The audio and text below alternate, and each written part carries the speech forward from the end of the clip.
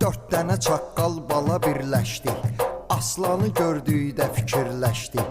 Biz onu zor xoş döyə bilsəydik, qalib əgər aslana gəlsəydik, hamı deyərdi hal o cür haldır, heyvanın ən güclüsü çaqqaldır.